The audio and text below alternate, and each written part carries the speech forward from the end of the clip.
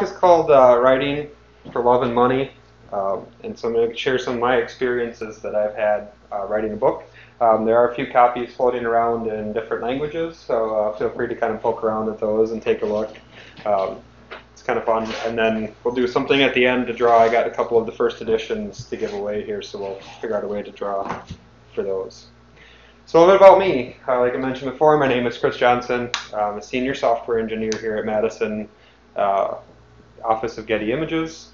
Author of The Pragmatic Bookshelf. As mentioned, I teach part-time at Madison College, both PHP and Ruby on Rails. I have a consulting company. I do projects for a few smaller companies around the Madison area. And then you can find me as Johnson CH most places on the internet, Twitter, Facebook, LinkedIn, and all that stuff. So, a little bit about Getty Images, since you're here. This is our spiel about the company. Basically, we're a big media company, and we license out media for people. And with that, I have a little video to show here, which just a couple minutes, and it's our 2014 year in focus, so it's images from the year 2014, set to some music. And these are all our images.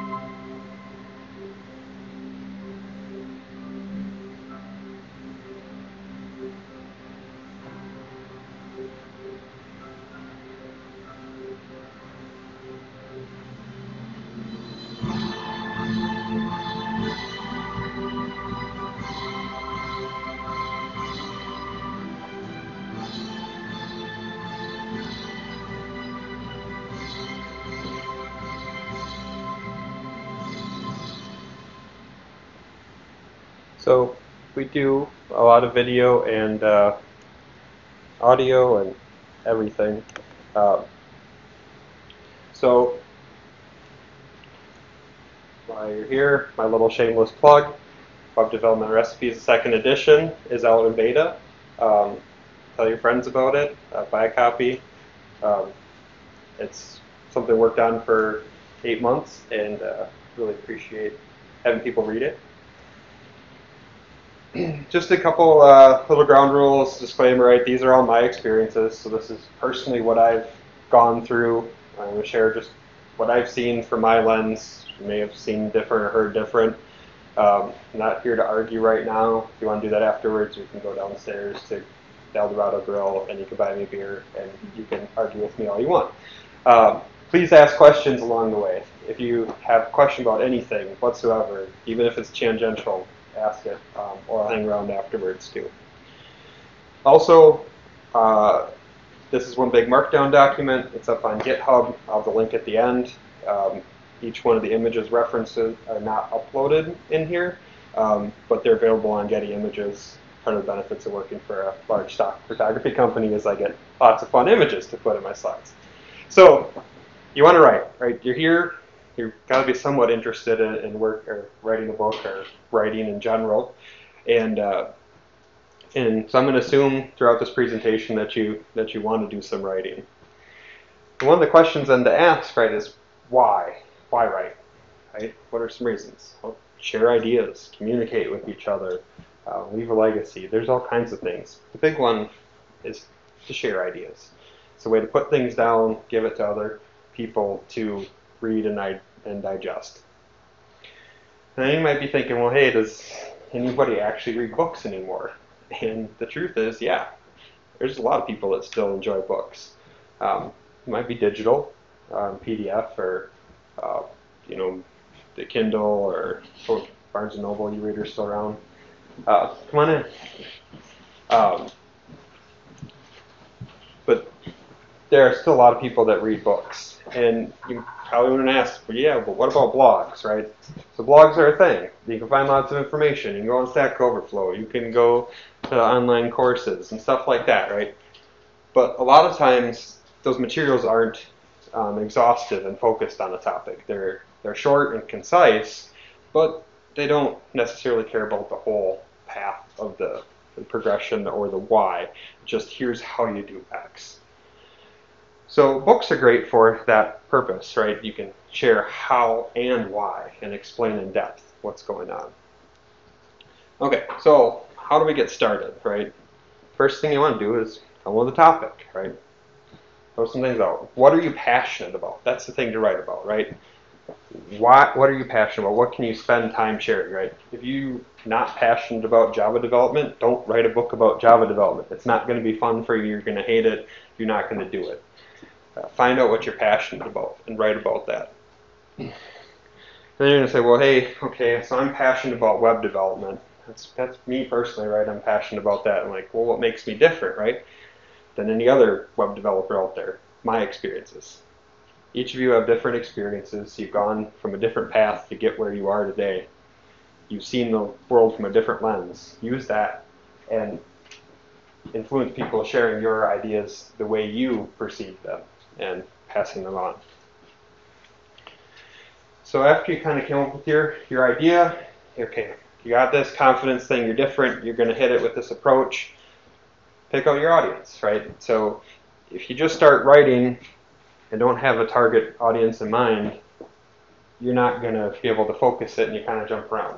Who's going to read your book, right? Who should read your book?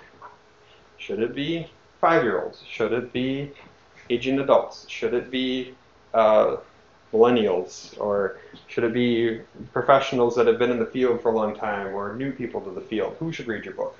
Who are you willing to share with? Once you've figured out who you really want to share with, create a reader profile.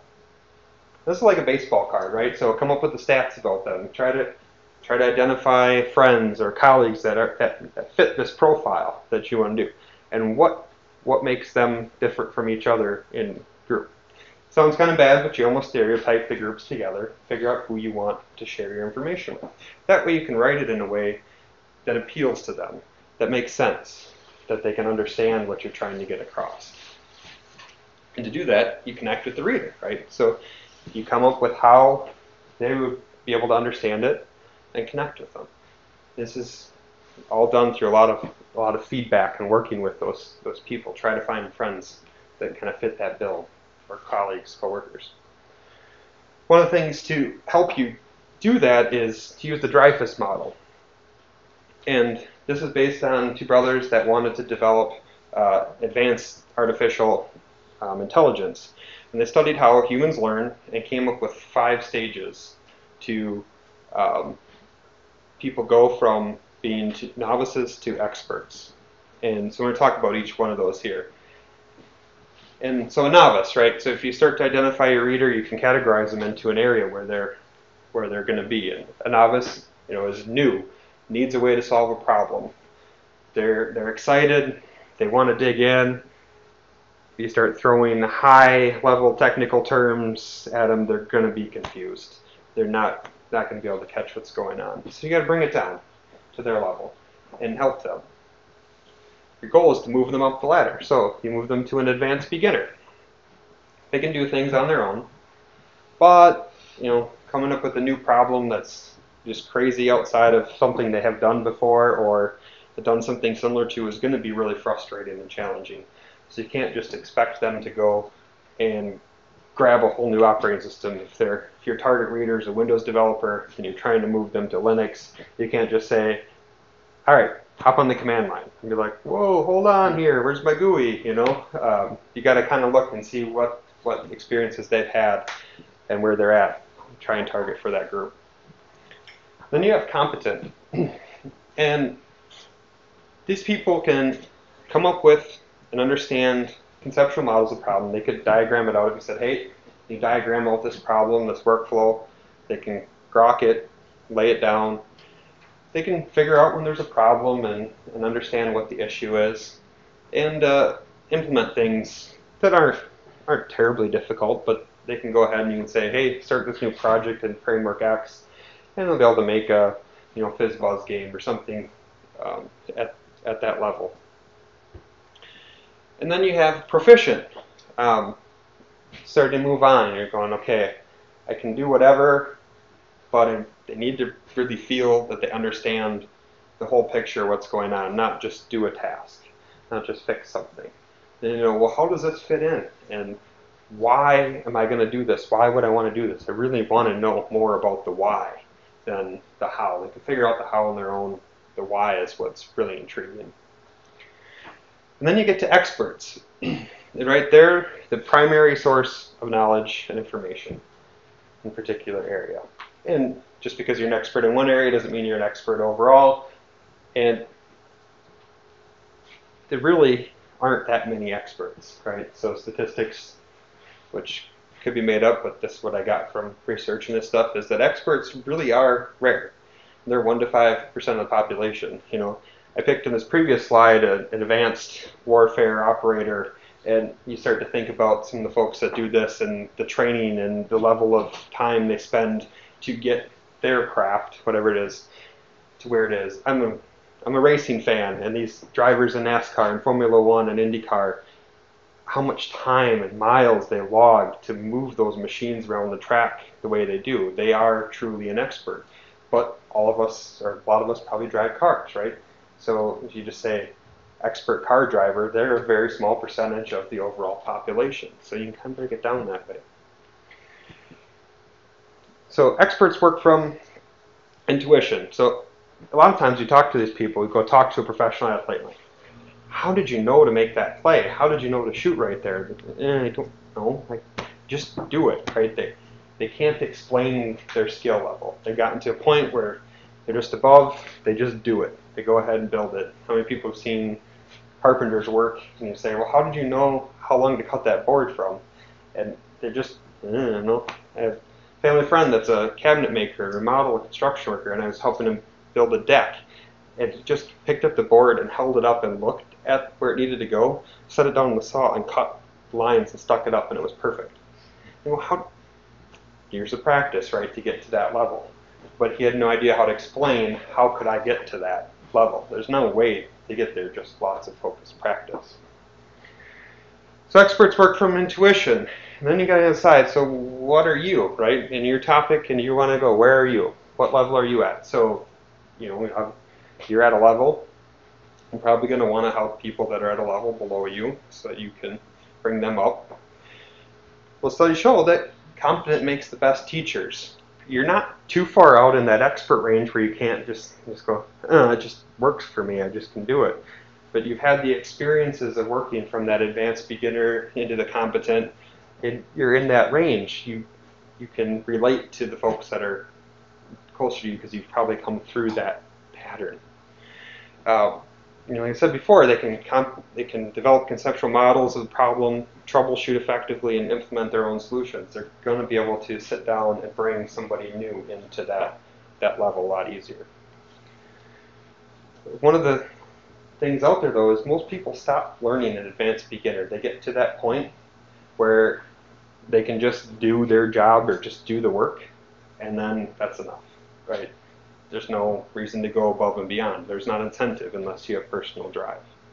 And it's kind of a shame, but that's where it's at. So if there's something you really want to write about, are you at the advanced beginner or are you at the competent level? Are you work your way up? You need to find some materials to help you get to that next, and then you help other people bring them along. The big thing to take from this is learn about it, and then at every level you're deciding what target audience your readers are. Help them level up. Help them become better. That's the reason they're getting your book. That's the reason they're reading your blog, is they want to learn some new skill. So help them get better. So, let's say, what do you want the reader to learn and how will it help them make things better?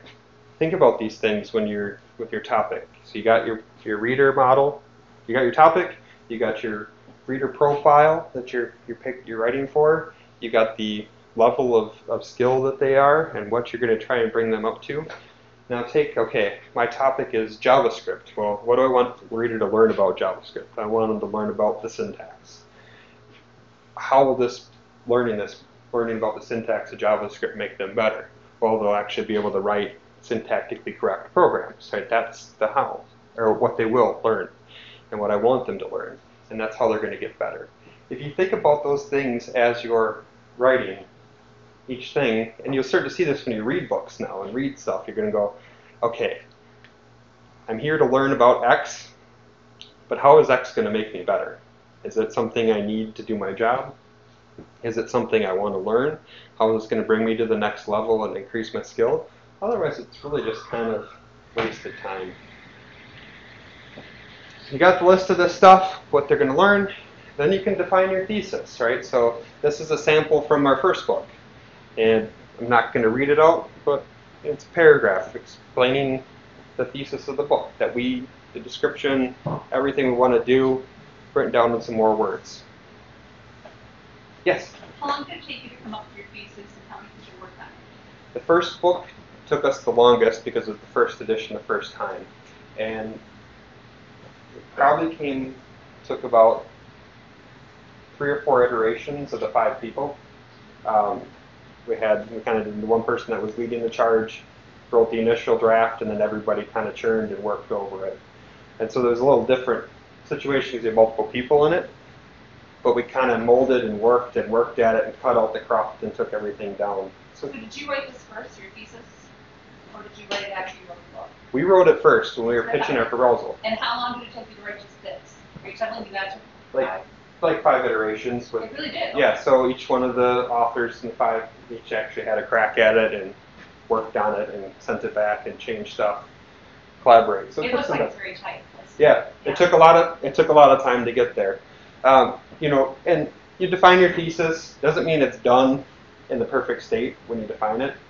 The first time you can do like an outline or a napkin sketch, right? You get this first idea, write it down, build your goal. You can come back and modify it, but I think it's pretty close to our original one. Maybe it was changed afterwards a little bit. But once you got a thesis, you can start to get together your outline, and like I said before, a napkin sketch idea, right? So in the recipe book, we kind of broke it down into stuff, and we moved things around, and we actually didn't start off with our high-level things. We just listed out all the topics we wanted to write about, all the cool stuff all the stuff we thought that was cool at the time, and in web development that changes every week. So new JavaScript framework here, we could have probably just put as whatever's the hot at the time. But just went through, and these were kind of working ideas, and what are they? What are things we want to cover? Thinking about our outline, our thesis to represent our outline to represent that. What are we going to cover? All the things we're saying in there. Do we have a mix of that stuff? But just don't write your whole book on a napkin. Just write your outline on a napkin. And then, so you got kind of the goal and your sketch of everything you want to do. Before you send it off to to start working on it, and do a little bit of market research. So find out what books are out there similar to your idea. Why is yours different, right? You have your different perspective, and say you're writing a book on web design, but you're a developer. take an example of one of my co-authors' other books, Web Design for Developers. So the book was geared for developers who typically are not the most imaginative or the most creative when it comes to visually laying stuff out. So the book was geared in a way that gave rules and guidelines that made it easier for developers to get a little bit better design. It's something that takes practice to get to. Those of you that do graphic design that are here, you don't just become a graphic designer overnight. You got to practice and work at it. I did art for a year at UW Stout. I'm a horrible painter and drawer. I worked at it a lot, but I just couldn't get enough focused practice to get really good at it. Figure out what your audience size is. So start to look around and see what the community is. So if you're picking the latest and greatest JavaScript framework, how many people have forked it on GitHub? How many people have liked it? How many Hacker News posts are there about it? Try to figure out what kind of the audience range is and how fast do these things trend off and die off before you could get your book done. And then look at the type of do they fit your reader profile? Would they buy a book on it? Is the most people on there, expert level people that just dig into the new framework and are making changes themselves? Or, they've been around a while and they have some more novice people that are coming in that actually would be willing to have some material that they can work through that's conclusive and covers the whole topic. And then, look and see if you can find sales numbers, look at Amazon reviews for other books that are similar. Are they getting a lot of reviews, a lot of people talking about it? Does that, when you Google search it, do you find a whole bunch of torrents about these other books, right? Your stuff's going to get pirated.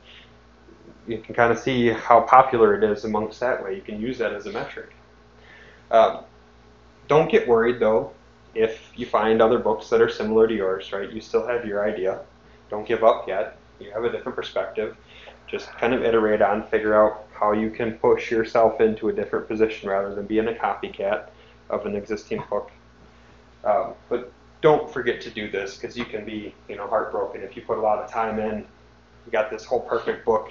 You've written 3/4 of it, and then you're like, oh, hey, Apress already has this exact same title that I was going to do with all the same content in it. Crap. That's kind of thing. So do this kind of fairly on, get a good idea what's going on out there. And then you write your first chapter. Don't start with the introduction. Find the most exciting part and write about it.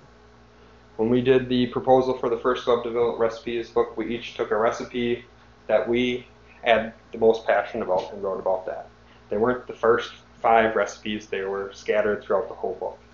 I've had a chance to review proposals for the Pragmatic Bookshelf, and a lot of times they're from the middle of the book or wrapping up at the end, and they don't really care that you don't know what's going on when you're reading that part, but you're just trying to get this started. So you don't have to write it in order. Don't be afraid. Write about something exciting. We'll see here technical. This book talk is geared towards technical writing. Write about code.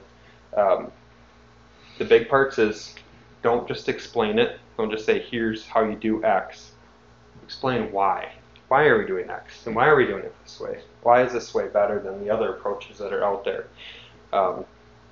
Just ran into this working on the Angular recipe for a new version of the book.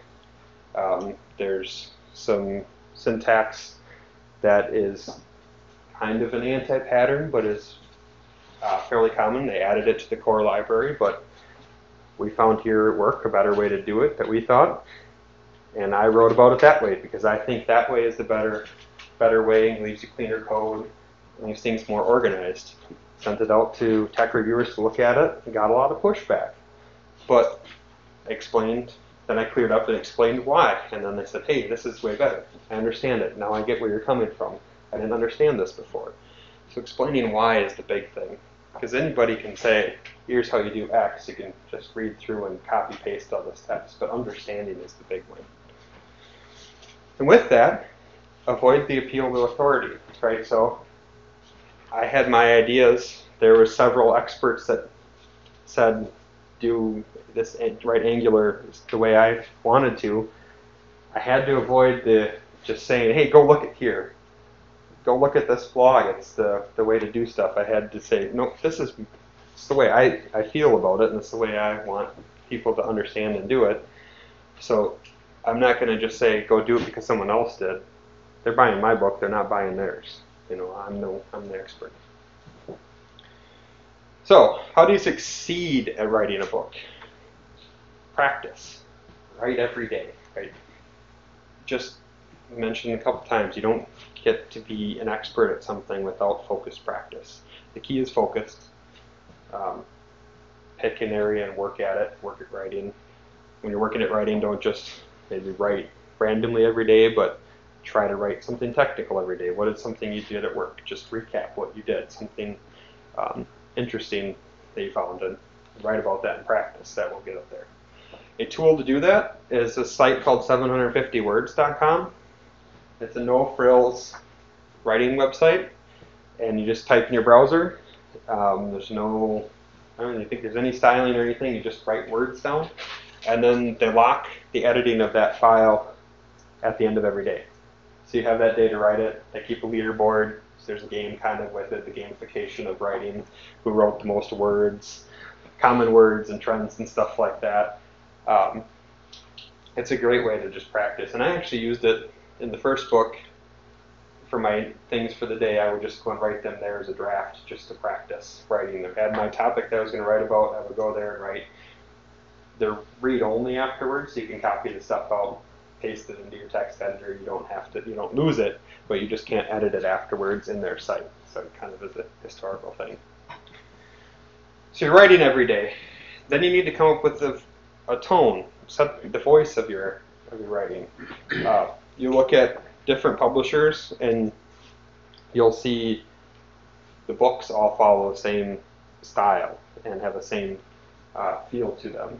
The Pragmatic Bookshelf, they stress the hero approach, where you're helping the reader work through the problem. You're pairing with them.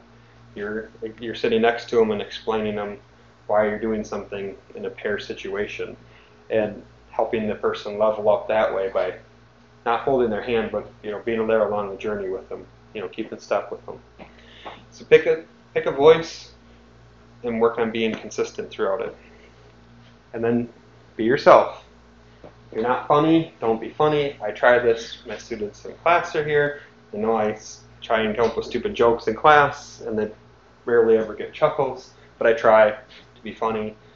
In writing, I don't be funny because I'm not really that funny. Funny looking, but they're not going to see that. So, see, bad joke. Beware of emulation, right? So you're going to have readers, and you're like, okay, so I really like this blog post about this topic, and I want to write it like I was reading it. I want to write for that level. Well, is it wise to copy somebody? No. Use your own words, and just don't worry about being exactly like somebody else. You're yourself. You have a unique perspective. Write with that. Say more with less. So when you're writing, there's a lot of words you can get rid of. And there's a lot of things that I wish I would have known in college, because I probably used now when I could have used at this point in time to stretch out my paper for the 10 pages. When you come down to writing and the publisher says, you get X number of pages, and if you get less than there and be more concise, your profit goes up. All of a sudden you're like, oh, hey, wait, where can I cut out words and still get the point across? Because you can make more money that way, so you start to think about it. There was an article, and it's in the notes from this presentation, talking about the 15 words to remove from your vocabulary to sound smarter. And I think that's pretty funny. I found out I use absolutely a lot. And so I posted in our work chat room, and now we call each other out on all of these. So it's kind of funny. But it also makes you think a little bit when you have these rules, when you have some of these things, you're like, hey, okay, I can take some out. You think before you speak, you think before you write. Your stuff comes out a little bit clearer. Yeah? I think there's a tool called Hemingway app that you can put your text into, and it tries to concisify. Really? Yeah. That's kind of cool. Yeah. So it would cut it down to it takes out all of those words and chops up your sentences so they're not so complex. And, I don't necessarily like what it spits out, but usually somewhere between what it spits out and what you had is like, Is a good common ground. Yeah, that's pretty cool. Hemingway, I'll have to look that up. That sounds, because it really is just kind of wasted space. And so, we got all our kind of stuff laid out. Let's get published, right? You got a couple options here. You can find a publisher, kind of the traditional approach, or you can do the self-publishing, right? There's a lot of tools out there. LeanPub, you can do it right on Amazon directly. You can do stuff on your own. So let's talk about self-publishing first. Just say going Han style, solo. Funny joke, right? That was funny, yeah. See? So, you want to go solo. Can you write a concise book that meets the needs of your readers, reasonably free of errors? Get an unbiased opinion of your work? You know, can you have your grandma read your book and give you an unbiased opinion on it? Probably not. You know, what do you have for an audience of people to pull from? Deliver your book in print. Can you get it printed for people? There are people that still like paper books. Co-author was giving a very similar talk to this up in Minnesota, and asked the audience, does anybody still buy paper books? And one guy raised his hand, and he said, why do you like paper books? And jokingly he said, because I hate trees. You know, I think kind of a funny thing, but sure, you know, sometimes there's just nothing better than getting that book, kind of stepping away from technology. We're all in technology every day. Sometimes it's nice to unplug and step away. And so you want to be able to do that. But also, you know, get your tablet or your computer and you want the book in format right there. You know, if you're reading a code book, it's very handy to have it in a PDF so you can copy and paste and pull stuff from that book right into your project or your sample that you're working on. Are you willing to promote the hell out of your book? Your websites, user groups, conferences, blog posts, videos, anything. The list goes on. Are you willing to just be the only one doing that? You know, everybody can. Everybody could if they wanted to. But, you know, there's only 24 hours in a day. Can you allocate enough of those hours every day towards this? Is it worth your time to do that?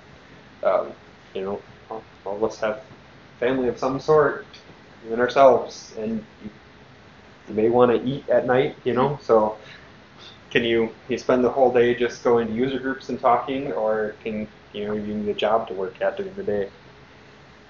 So some of the benefits with traditional publishers, right, they have a brand. They're recognized. See here, there's a couple, you start to recognize they have a type of cover and recognize their colors or the way their covers are designed. They also have people to help you, right? So development editors, we'll talk a little bit more, copy editors. They have professional indexers, production managers. They have marketing people to help promote stuff. They got artists to do your book cover. If you're, you know, artistically inclined like me, you know, it's not easy for me to design this book cover and make it really appealing. So having Pragmatic say, here's 5 that we think are really good. Vote on which ones you like, and then we'll make a decision, but we'll take your input. It's really awesome, because then you get something halfway decent. Typesetters, right? So, yeah. I have a question about the book cover. So I was just doing a little research on this recently, and this author said he didn't have control of the book cover. So is that something you negotiate in your contract, or? That's the way Pragmatic does it. I've never worked for any other publisher, so that probably would be something you'd want to negotiate in. He felt like he had much more control self-publishing, and he made a lot more money self-publishing. You do, and we'll talk a little bit more about the compensation of Pragmatic. But yeah, that's perfectly fine. You do, right? When you're self-publishing, when you're, you know, if you're self-employed developer, self-employed anything, you have total control over your day, and you have total control over the amount of money you make, the amount of time you spend working. I just saw a tweet today from a friend of mine that he's just a contract developer up in the Twin Cities, and he said he doesn't say he doesn't do anything. His rate just goes up for things he doesn't want to do. So he'll mow lawns for $200 an hour.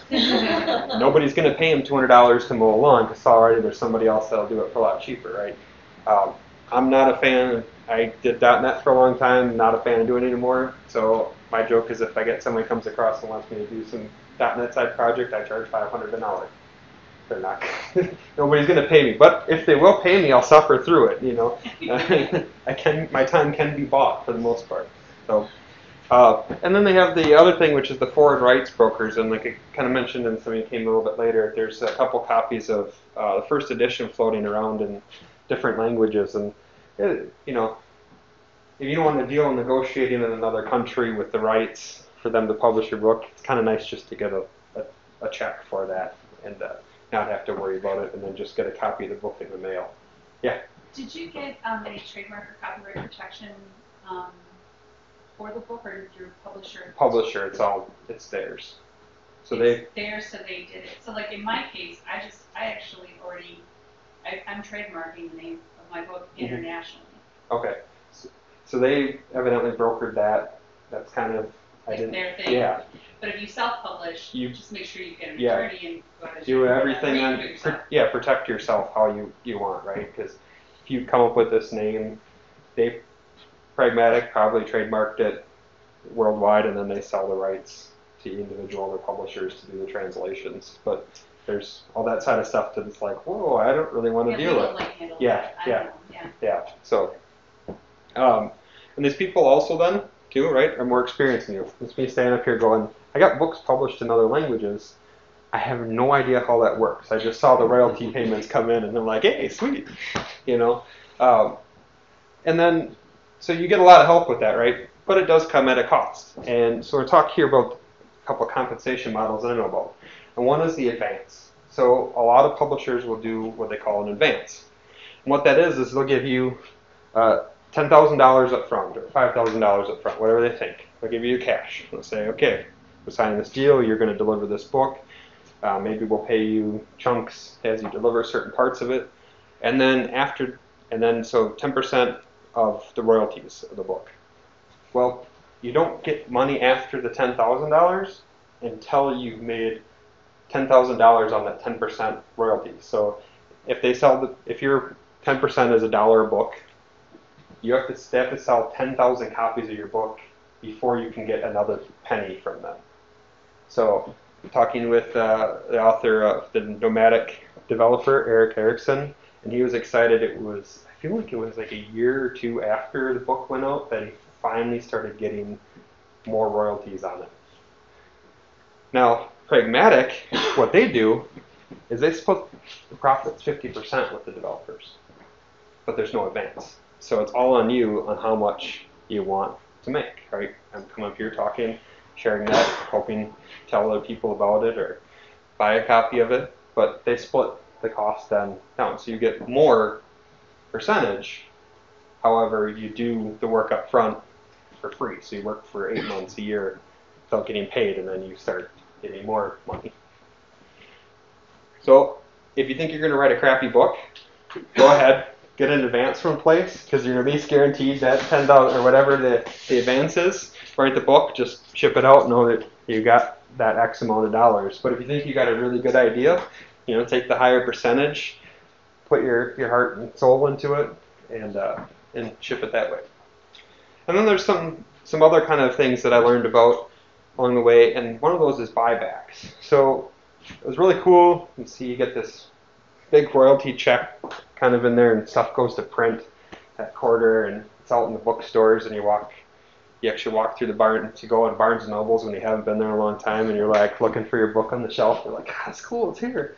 They got 3 copies, and you come back 2 weeks later. They still got 3 copies, But when bookstores don't sell those books, right, they return them. They're unused, they return them back to the publisher, and the publisher's got to buy them back. So now they have this stock on hand. And now you don't make more royalties until they've covered those losses back again. So, you don't want to go buy a yacht with the first check hoping, the sales are going to keep going, and then, I can't make that payment.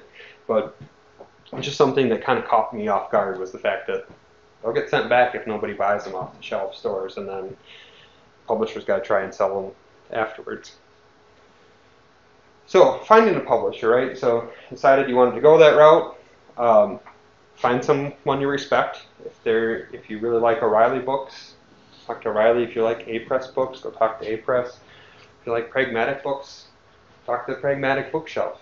They all have different processes. A lot of times development editors or talent editors are out looking for authors, going to conferences, talking to people, trying to rope them in. Brian is also a development editor at the Pragmatic Bookshelf, and been plenty of times we've been at conferences and I've been chatting with him, and you'll see somebody's like, I got to go talk to them and try and rope them into writing a book. But they also have sites, and I know APress and PragProg have them Write For Us sites. And so that tells you what the process is, explains it out, what to do to send them your proposal, how to get things organized, and send them something saying, hey, you might not know about me, but I know about you and I really want to work with you. Here's my idea for my book. And they tell you what they want and how much writing sample and stuff like that. So you found a publisher and you start working through it. So some of the people there that I talked about that are here to help you. You have development editors. And what these people do is they work with you. They're your partner, right? So they're working usually for a royalty stake in the book, so they want it to do well too. They're not just getting a chunk of money. And they've read a lot of technical books, probably edited a lot of technical books. They know what's going on. They understand the language, grammar, and that stuff pretty well. They're there for you to, talk to. They're not going to be an expert in your field. They might not even know anything about it, what you're writing on. But they're there. They've worked in that area. They're going to just listen and say, hey, actually, this really is confusing. I don't understand a single line of it, and I've read, 200 technical books, and then you're like, yeah, I should probably change that around a little bit. They look for more of stuff like your tone, your style. Make sure you're using consistent verbiage. You're explaining stuff a consistent way. And, keep you on track of deadlines. You say you're going to finish 2 chapters in a week. Hey, you said you were going to do these 2 chapters. Where are they? Make you be accountable. And if you're self-publishing, it can be hard, right? How many people start projects and you're like, there's just other things going on. There's no pressure to do it. Unless you need it to eat, then there's pressure to do it. But someone to help you stay on track can be very helpful. And then you have copy editors. These people are worth their weight in gold. My book is due to come back from the copy editor on the 8th of June. They go through and find all of the grammatical errors, all the typos, all the misuses of words. They fix all the errors that you screwed up somewhere along the way because you were just editing back and changing how you did stuff and you forgot about it. They catch all that stuff. And if they're good ones, they'll actually just make the changes. And that kind of leads into this next thing, talking about the tools to use. One of the reasons that helps them do it is if you use something like version control. So software development, use version control of some sort, whether it be Git or Subversion or CVS or Mercurial or all those other ones, SourceSafe, any of that stuff. If you treat your book like code, then you can say, hey, just go ahead and make these changes. And now I can look at the difference between the two and see what they made changes, make sure everything is okay and I'm on board with it. Leads into a writing tool. There's all kinds of text editors out there working your book in text.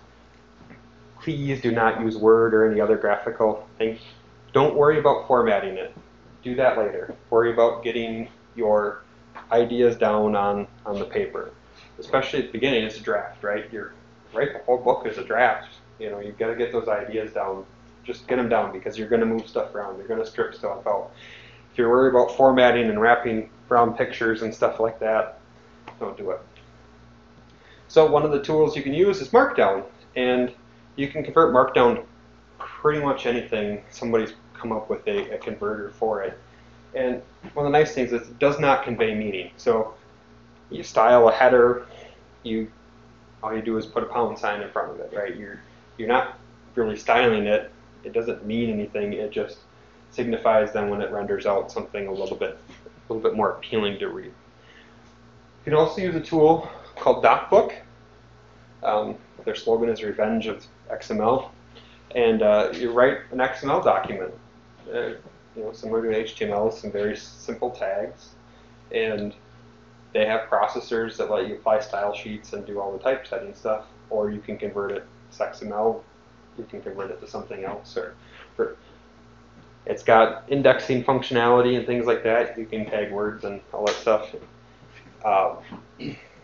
Chapter and section numbering, table of contents stuff, right? If you're writing Word, I've never been good at making table of contents in Word and referencing it all the way down in the page and stuff changing. Heck, I can't even get the page numbers to work half the time. So, and then they have the exports, HTML, PDF, EPUB. Will generate those files for you, so you can write in one thing and export them out and look pretty nice. And if you want to learn more about it, Brian Hogan, mentioned a few times in co-authors, is got this project up for DocFook, and it's kind of a tutorial on getting started with it and learning about it. Don't worry about this at first. Get your stuff written down. You can turn Markdown into DocBook. So just write something, whatever's the simplest to write your stuff down and get your ideas in paper. A big thing too then, right? We talked about self-publishing. Can you get your grandma to read your book and give you the honest feedback you need? She'll probably tell you loves it. It's great. Proud of you. That's what my grandma did when I handed the book. She looked at it. She goes, "This is great." I'm like, "You're not even reading it." Find people that are at your reader's level or above it, and ask them for feedback. Even people that are lower than your reader, your target reader, and ask them to say, "Hey, can you read this for me and give me your feedback?" And use that feedback. Think about it. Incorporate it back in. You know, they have no stake in it, other than helping you out as a friend or colleague. So they're not going to be bashing you. They're not, probably don't go find a competing author and ask them to read your book, but find somebody similar. Yes? If you have if it's a professional book, you can publish on Pulse on LinkedIn, and you can get instant feedback from that audience. So there's definitely places, and if you got a contract in place with the publisher and stuff, you can make sure that the legal things are good, and then go ahead and. But, I said self-publishing, right? There's all these things to do. Even if you have a publisher, have a promotion plan. I try to go to meetup groups, go to conferences all the time, and then try and really push extra hard with the new version, with the new book coming out. Like, hey, share it with everybody, share some things. We do the simple stuff: Facebook page, Twitter page. And getting people to go on Amazon. So if you do buy it, I really like you go on Amazon and just say a couple nice things, or even bad things. If you thought it was horrible, that's cool too. If they say bad reviews work just as good as good reviews. If you got a blog, write about it, share tips out of it, pulse extracts out of it. So make sure you're getting it out there, because chances of somebody walking through the store and noticing it are pretty slim. Chances of somebody browsing through on Amazon and just kind of grabbing it without a lot of interaction is pretty slim. So you got to get it out there and let people know about it. There you're going, okay, that's cool, but I don't think I can do this on my own, right? Get a co-author, right? You could do that. You can get a partner in crime to work on it with you. There are some things to be aware of, though, right? So how many people have read a book that is really disjointed from chapter to chapter? Right? 3 authors, and every chapter you can tell is written by an entirely different person at an entirely different point in time. It's hard. It's frustrating. Stuff doesn't flow. So you want to, work on that part. One of the things we did was we used peer review and a Kanban board to make sure that everybody looked at everything. So someone wrote it, another person had to read it and edit it. If they fixed stuff or kicked it back, then another person had to read it and edit it. So everybody had gone through it. Need a way to deal with your disagreements. If you're going to have arguments, you're going to come up with something. Have a way to explain that out, mediate somehow. Who wins, who gets what, but work as a partnership. So if you've ever been in business with a partner or just any kind of relationship, right, you've got to have some way to communicate, work together, and have that common goal. And if you're not writing a book, just working on blog stuff or writing white papers, a lot of the stuff still applies. Practicing, organizing your materials together, promoting it, any of that stuff is still valuable to use on a daily basis. So, can open up here for questions. Any other questions? Did it take you a year to write the first book? Pretty close. We had a really aggressive timeline, like 6 months, and we started it in February and finished it up, or like November, I think, is when it went to beta, and then it still had other stuff to do. So it took a while. It did, and part of that we had one author that went on a month-long vacation at the time, and so stuff kind of slowed down over the summer and whatnot. And this last one we were trying to do in like 2 months, and it took closer to 8 months now from when we started it. And Christmas time, people kind of dropped off, and then do stuff with the family, and then I had school to prepare for in the spring semester, and one of the other authors is a teacher too, so we're like trying to cram stuff in the break time, and we're getting ready, and you think you're going to go fast, but even with even our development editor took a little bit of time at points to actually review the stuff and make sure it was good to go to publish, so it does take a while. What was the original impetus for writing the book? Brian came to us and he's like, we all worked together at some point, and he's like, I really want to write a book about web development. It's just a collection of good stuff. And he had written a bunch of other books, and he's like, I want to share this experience with some of you, my friends, so you're interested in writing. And I was really hesitant because when I went to college, I couldn't even get an English 100 when I went to college. I was an English 090, horrible speller. I learned from this thing called secret code in kindergarten, which was all the teacher did was just correct your word. Didn't tell you the correct, just drew a line, wrote the correction above it. In kindergarten, you're supposed to learn how to spell that way. It's just not an effective way. You can see my class, Claire, there was a lot of people that struggled with spelling because of that. So, part of mine was I want to do something different that I haven't done before, and I had this kind of just drive to prove to myself that I could actually write legible things, and so it was very gratifying seeing the first sale go out and, hey, somebody bought words that I wrote. This is kind of cool. So that was part of it. It's just desire. Anything else? Again, more shameless plug. And then thank you for coming. This talk is up on SpeakerRate at that URL. I'll send out this stuff to the meetup. Email us too. Appreciate feedback on it. Good, bad, anything I can do to improve myself as a speaker, because I like to do this, but I always like to be better. So anything you can share would be great. I'll also put the link for the YouTube video up in there too. And yeah, thank you. Thank you. Thank you, Chris. A lot of books nowadays